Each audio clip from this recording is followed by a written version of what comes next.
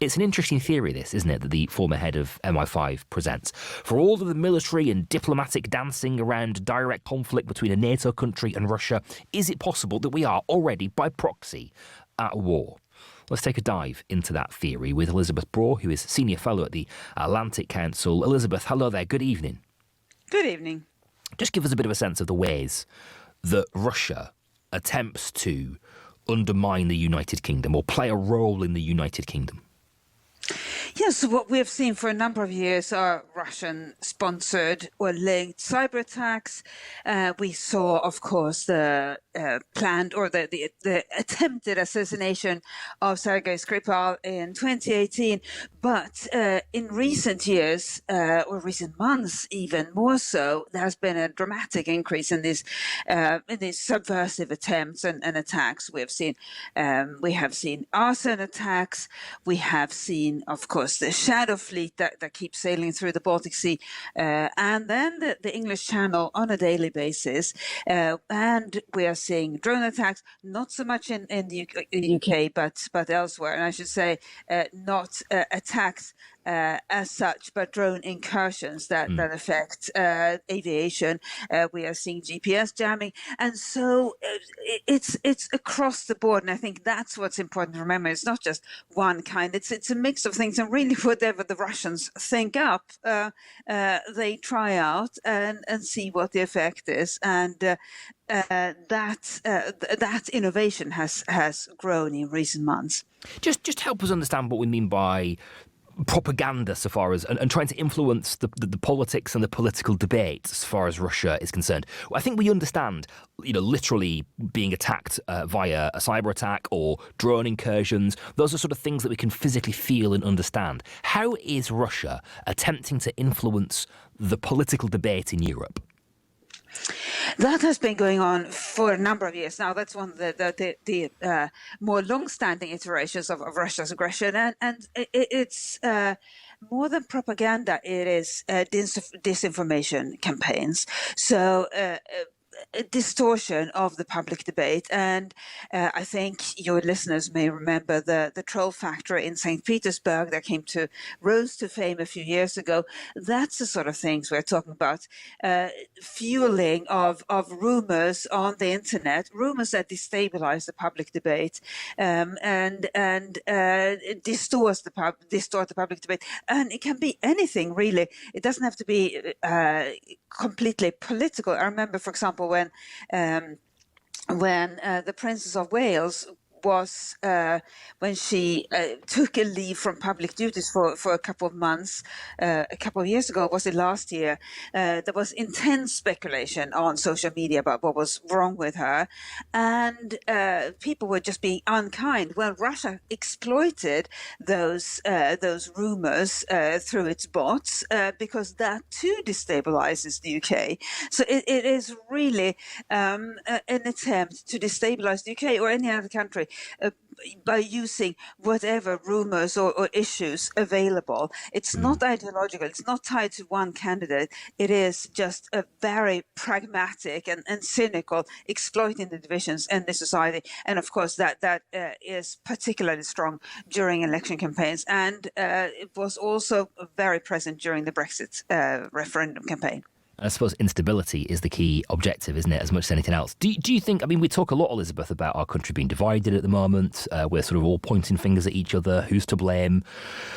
How much of our discourse right now, how much of where we find ourselves as a seemingly, we keep being told, divided country, how much of that can we thread back to Russia?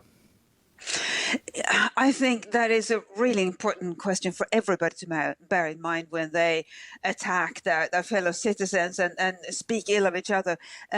It could just be the case that they are helping fuel a rumor or a campaign that the Russians have planted, and we saw that with what happened to the Princess of Wales. That it was that the rumors were not conceived by Russia, but they were spread and fueled by Russia. So bear in mind next time you say something unkind about somebody else, you could just be unwittingly participating in a Russian disinformation campaign. And that's, of course, particularly important to remember during election campaigns. And it is part of the Russian playbook across liberal democracies because, of course, we have free debate and very free and open elections, and Russia exploits that. Okay, and then with all that in mind, how do we define war, Elisabeth?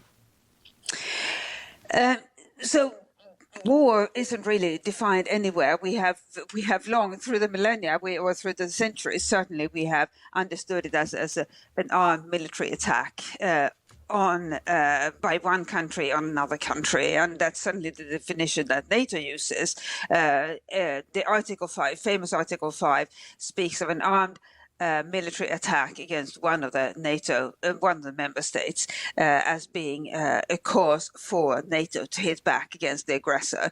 And what Russia has done in recent years is exploiting the understanding of that threshold by essentially hitting us underneath that threshold. And it's very clever because underneath that threshold, we don't really have a defense plan, nor do we really know how we want to defend ourselves, nor do we know how we want to punish the attacker. So if you are the attacker, that's the best possible way to attack us because it can be done with impunity and it can be very effective.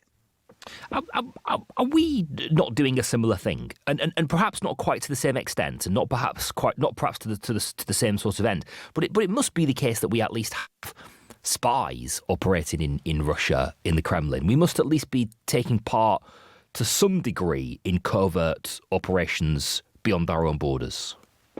Yes, we do have spies in Russia and other countries, and that's been going on for a very long time. Espionage has been going on between countries and even before there were countries, but that's considered fair game. It's just the need to get information about the other side. What we are talking about with Russia is an effort to harm the other country. And it's not just Russia.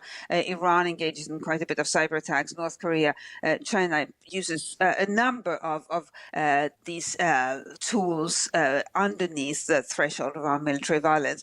But espionage is not it's not always the same thing as covert destabilizing activities, and that's where the difference is, that Russia uses these means to harm us, not just to collect information, but to actively harm us. Yeah, okay, and it is a slightly separate issue, isn't it? But I was quite intrigued, or my interest was piqued by the way in which you described spying as being seen as fair game, which I suppose is true until the person gets caught. Or not. I mean, we've had trouble prosecuting spies, haven't we? We have. It's an interesting story because maybe that helps us understand something else, Elisabeth, which is why there has been frustration in Parliament and amongst some officials that we've had a difficult time prosecuting people who we have accused of spying. Yes. So what has been considered fair game is for countries to have intelligence officers operating in the other country.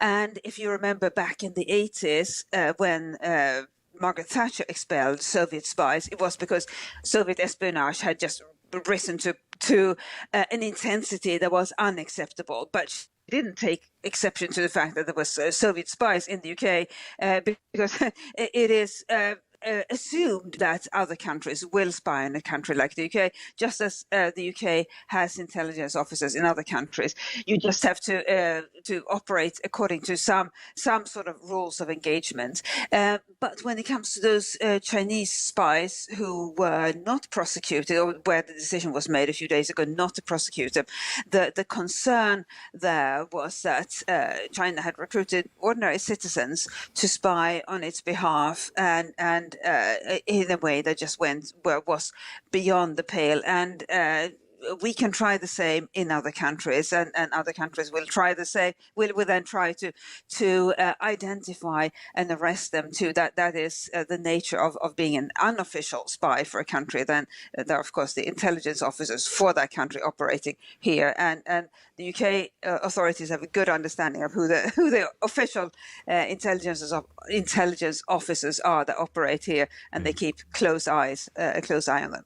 Yeah, and of course we should say that those allegations, they were alleged to have been a spy, and nothing was proven. I'm not quite sure if they did deny it, but I assume they did.